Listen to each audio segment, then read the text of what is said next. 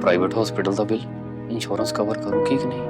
मुख्यमंत्री सहज योजना कार्ड हैगा, फिर कोई टेंशन नहीं, थोड़ा सारा ट्रीटमेंट कैशलेस है। बिना पैसिਆਂ ਦੇ?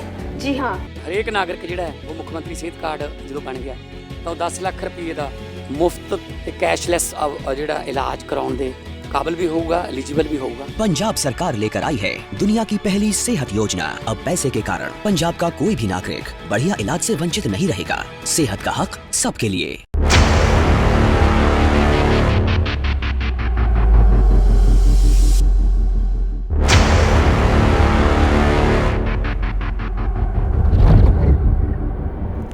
नमस्कार, आप देख रहे हैं एनएमएफ न्यूज। मैं हूं आपके साथ शाफनी पटनायक।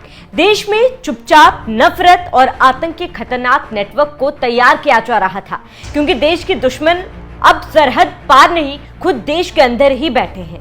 यहाँ बम नहीं, विचार जहर बनकर फैलाया जा रहा है, जिससे एक नया टेरर मॉड्यूल की तैयारी हो रही है, जिसका चेहरा था एक मासूम दर्जी नवसारी का फैजान शेख, उम्र सिर्फ 21 साल, और निशाने पर थे 7 हिंदूवादी युवा। अगर एटीएस समय पर ना पहुंचती तो शायद देश एक और खौफनाक साजिश का गवाह बन चुका होता। दरअसल आतंकी नेटवर्क देश में एक नई तरह का टेरर मॉड्यूल सेट कर रहे हैं, जिसमें व्हाइट कॉलर आतंकी देश को दहलाने की बड़ी साजिश रच रहे हैं। अब इस मॉड्यूल से जुड़े दर्जी फैजान शेख पर सनसनीखेज खुलासा हुआ। गुजरात के नवसारी से एटीएस ने फैजान शेख को अरेस्ट किया था। फैजान केवल 21 साल का है, लेकिन उसके मंसूबे बेहद खतरनाक।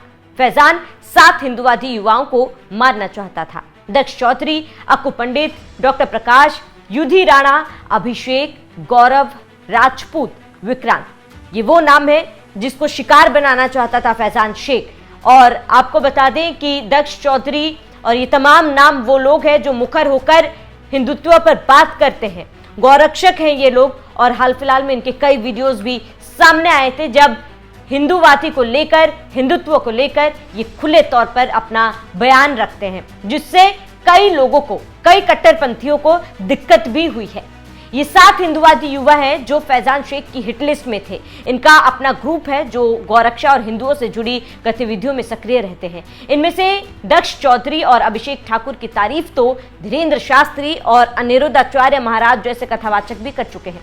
ये लोग उनके साथ पदयात्रा में भी नजर आ चुके हैं। फैजान शेख नवसारी के चारपुल से 25 जनवरी को एटीएस की गिरफ्त में आया था। पेशे से वो दर्जी था, लेकिन शक्ल से मासूम दिखने वाला फैजान के इरादे कट्टरपंथी थे, खौफनाक थे।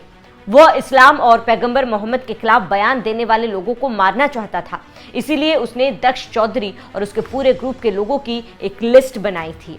इन सब को कैसे अपने निशाने पर लेना था, इसकी पूरी प्लानिंग फैजान ने कर रखी थी, लेकिन एटीएस ने समय रहते इसको नाकामयाब कर दिया। फैजान की ये हिट लिस्ट एटीएस के हाथ लगी। वो सोशल मीडिया पर इस्लाम के खिलाफ एक्टिव ग्रुप को चिन्हित करता था। इसके बाद लगातार नजर रखता था ताकि हिंदूवादी युवाओं के खिलाफ साजिश रच सके। सुरक्षा एजेंसी के हाथ लगे फैजान शेख के फोन से उसकी पूरी एक्टिविटी और इरादों का पता चला। उसने दक्ष चौधरी और उसके पूरे ग्रुप से जुड़ी एक पोस्ट की थी, जिसमें उसने लिखा था, इन लोगों को ऐसे मारेगा कि दुनिया देख सके। अब इस शब्द से आप अंदाजा लगा सकते हैं कि फैजान के इरादे कितने नापाक थे, कितने खौफनाक थे। इसके साथ ही उसके पास से 29 पेज का कट्टरपंथी साहित्य भी मिला, जो उर्दू और अरबी में है। पूछताछ में सामने आया कि फैजान आतंकी मसूद अजहर को फॉलो कर रहा था। आरोप है कि वह आतंकी संगठन जैश ए मोहम्मद के संपर्क में भी था। फैजान अपने इरादों को अंजाम देता, लेकिन इससे पहले ही एटीएस ने उसे धर दबोचा है। अब आपको बता दें कि फैजान सोशल मीडिया पर कड़ी निगरानी रखता था, और इसके साथ ही उसके टारगेट लिस्ट में वो लोग थे जो हिंदूवादी पर बात करते थे, जो गौरक्षक है, हिंदुत्व पर बयान देते थे और खुले तौर पर कट्टरपंथियों को चुनौती देते थे।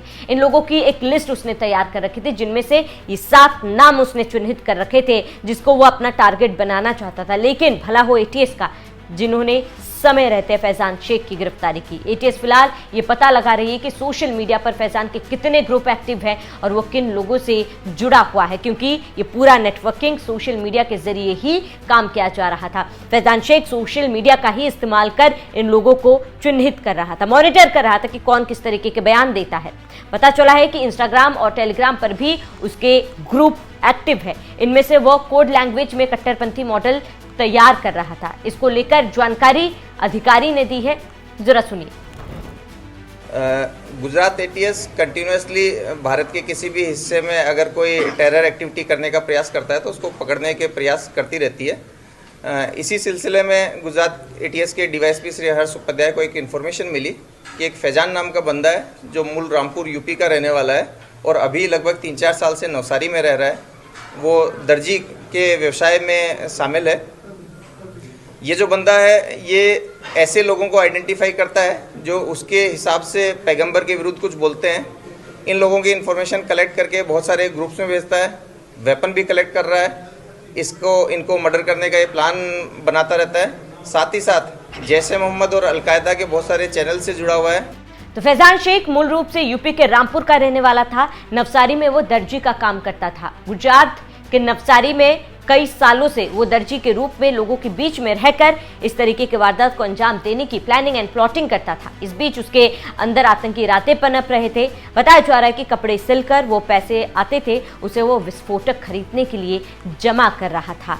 यानी कि आप सोचिए, एक आम इंसान आप और हमारी तरह हमारे बीच में ही रहकर इस तरीके के आतंकी गतिविधियों की प्लानिंग और प्लॉटिंग कर रहा है।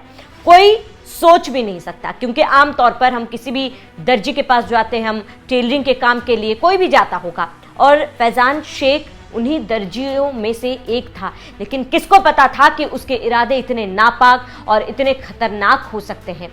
ये दर्जी तो था ही, लेकिन दर्जी में टेलरिंग में जो पैसा उसे मिलता था वो विस्फोटक भी तैयार करता था। यानी कि एक सोची समझी साजिश, A to Z, किस तरीके से किसको टारगेट करना है, किस तरीके से टारगेट करना है, कहां से टारगेट करना है, और इसके साथ ही जो सामग्री जरूरी थी उसके इन गतिविधियों को अंजाम तक पहुंचाने के लिए, यानी कि विस्फोटक की भी तैयारी वो कर रहा था। फिलहाल एटीएस इस पूरे मामले पर छानबीन कर रही है, जानकारी जुटा रही है, एक एक पहलू से जांच की जा रही है। लेकिन आज जो गौरक्षक हैं दक्ष चौधरी के साथ साथ अन्य जो तमाम लोग हैं, अभिषेक ठाकुर की बात कर ले, तमाम लोग फिलहाल सुरक्षित हैं, क्योंकि एटीएस ने समय रहते इस आतंकी को पकड़ा है, इस आतंकी मॉड्यूल को तैयार करने वाले फैजान शेख को पकड़ लिया है।